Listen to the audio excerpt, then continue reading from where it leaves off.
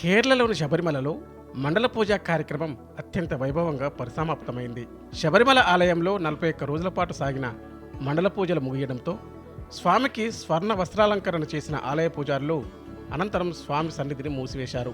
శుక్రవారం సాయంత్రం శబరిమలలో తంగి అంకి ఉత్సవాన్ని అత్యంత ఘనంగా నిర్వహించారు.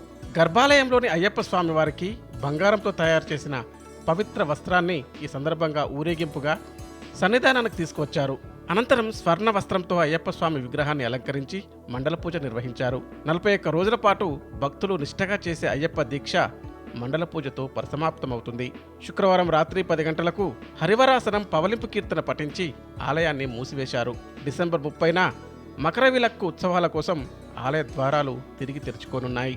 నవంబర్ 17 నుంచి డిసెంబర్ 27 వరకు 30,56,000 మంది భక్తులు హరిహరి సుతుడు అయ్యప్పను దర్శించి తరించారు.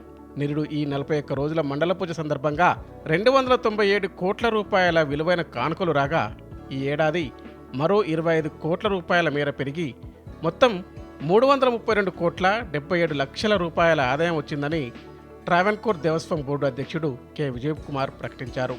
నిరుటి కంటే ఈసారి 35 కోట్ల 70 లక్షల రూపాయల ఆదాయం పెరిగిందని, కేవలం హుండీ ద్వారానే 83 కోట్ల 17 లక్షల రూపాయల కానుకలు వచ్చాయని ఆయన వివరించారు. రద్దీ పెరిగినా సరే భక్తులందరికీ స్వామి దర్శనం కల్పించామన్నారు ట్రావెన్కోర్ ప్రతినిధులు.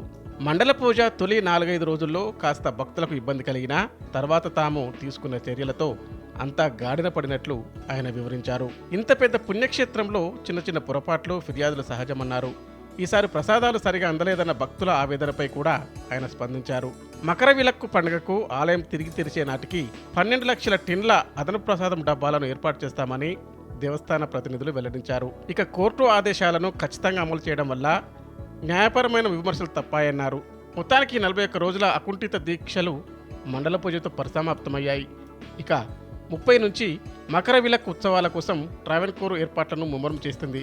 మకర సంక్రాంతి రోజున శబరిగిరిపై జ్యోతి స్వరూపుడిగా దర్శనమిచ్చే అయ్యప్ప స్వామి దర్శనం కోసం దేశ విదేశాల నుంచి భక్తులు భారీ సంఖ్యలో తరలివస్తారు.